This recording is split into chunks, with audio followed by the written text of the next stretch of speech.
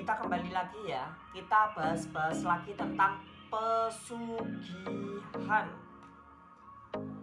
Ternyata zaman sekarang ini juga masih banyak orang yang menggunakan pesugihan atau menggunakan penglaris atau menggunakan yang lain-lain.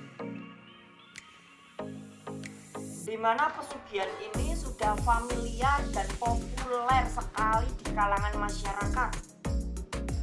Dimana kata pesugihan itu digaris merah di kalangan masyarakat sebagai suatu perjanjian antara manusia dan iblis. Jadi kata pesugihan itu digaris merah di kalangan masyarakat sebagai suatu perjanjian antara manusia dan iblis. Dimana di Indonesia ini sendiri sangat banyak ya jenis-jenis pesugihan. Dari pesugihan tuyul, pesugihan pocong, sampai genderuwo, sampai pesugihan buto ijo atau raksasa, sampai pesugihan betara karang, sampai pesugihan kandang bubra, dan masih banyak yang lain. Kali ini saya mau membahas tentang pesugihan buto ijo atau pesugihan raksasa hijau. Dimana saya pernah membaca suatu artikel tentang pesugihan buto ijo dan saya diberi contoh dan suatu kisah di dalam artikel itu. Dimana artikel itu terjadi mengisahkan suatu kejadian di Wonogiri. Dimana di Wonogiri ada suatu pabrik besar yang dikelola di dalam rumah. Suatu usaha yang cukup besar yang dikelola di dalam rumah. Terkhususnya itu adalah usaha kerupuk. Kalian tahu ya, yang namanya rambak, kerupuk gitu loh. Itu kan digorengnya pagi-pagi sekali ya, malam gitu ya, malam goreng, pagi-pagi sekali diantar ke pasar gitu. Dan saya membaca melalui kisah itu, di mana ada seorang karyawan baru yang masuk ke dalam usaha itu, dan bos pemilik usaha itu sangat senang. Bahkan orang itu sangat disayangi sama bosnya.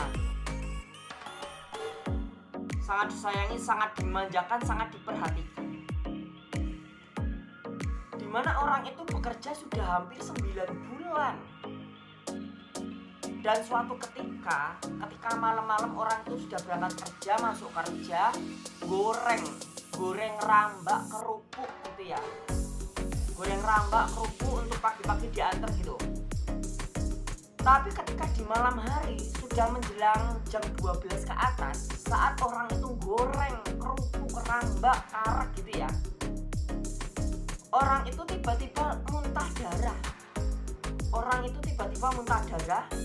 Badannya panas, menggigil, gak kuat gitu. Dan orang itu mau ke kamar mandi. Dan tidak sengaja saat mau ke kamar mandi untuk cuci muka dan untuk apa ya? Untuk melihatlah di cermin atau apalah gitu ya. Raut wajahnya mungkin kelihatan pucat atau gimana. Tapi di tengah jalan menuju kamar mandi di rumah besar itu, tempat usaha itu, orang itu melihat ada kamar rahasia yang selama ini dirahasiakan di tempat itu. Terbuka celah sedikit terbuka. Dan tidak sengaja orang itu melihat dari celah yang terbuka itu. Dan orang itu tidak menduga, ternyata bos dari pemilik usaha itu sedang berinteraksi dengan suatu iblis yang seringkali kita sebut dengan buto ijo atau raksasa hijau. Dan orang itu syok, apalagi ketika pemilik usaha itu menyebutkan nama orang itu untuk dijadikan tumbal berikutnya. Dan sungguh orang itu sangat syok. Akhirnya orang itu sadar kalau dia mau dijadikan tumbal buto ijo oleh majikannya. Alhasil orang itu diam-diam langsung pergi dan keluar dari rumah itu naik sepeda. Dan artikelnya itu terjadi di tahun 90-an gitu ya, 90-an atau 80-an gitu, dimana orang itu naik sepeda.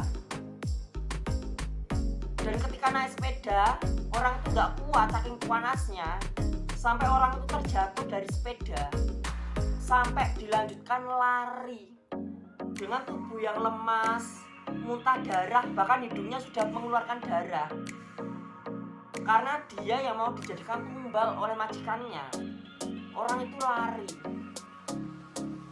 lari dan di atas jembatan di Wonogiri, orang itu terjatuh dari atas jembatan sampai menggelinding ke bawah, sampai di pinggiran jembatan gitu, di pinggiran kali gitu, di pinggiran sungai. Orang itu terkapar. Tiba-tiba dari kegelapan malam di tepi sungai itu muncul seorang kakek-kakek, yang ya bukan kakek-kakek ya, seorang bapak-bapak muncul. Bapak-bapaknya itu menggunakan baju Jawa, tiba-tiba muncul dan memberikan bantal. Bantalnya itu batu sungai. Dan lalu bapak itu menyuruh dari orang yang mau dijadikan tumbal itu untuk melihat di atas jembatan. Dan shock aja, orang itu melihat sosok buto ijo yang lari, yang berjalan sambil lari mengejar dia. Dan untung saja orang yang mau dijadikan tumbal itu diselamatkan oleh penghuni sungai itu, bapak-bapak itu. Dan bapak-bapak itu kasihan kepada orang itu. Dan penghuni sungai itu yang berwujud bapak-bapak itu mau mengikuti dia.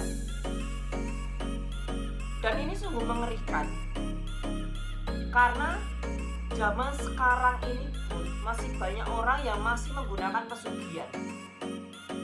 Sungguh betapa mengerikannya seseorang menggunakan pesugihan yang membunuh nyawa orang lain tanpa menyentuh. Dan kita harus selalu waspada akan segala yang terjadi di sekitar kita.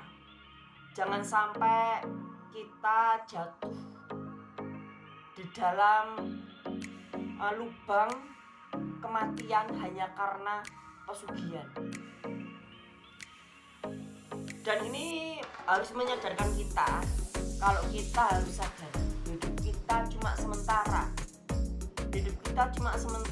Pesugihan itu terlarang. Jauhi segala bentuk perjanjian dengan iblis dan taatilah agama Anda.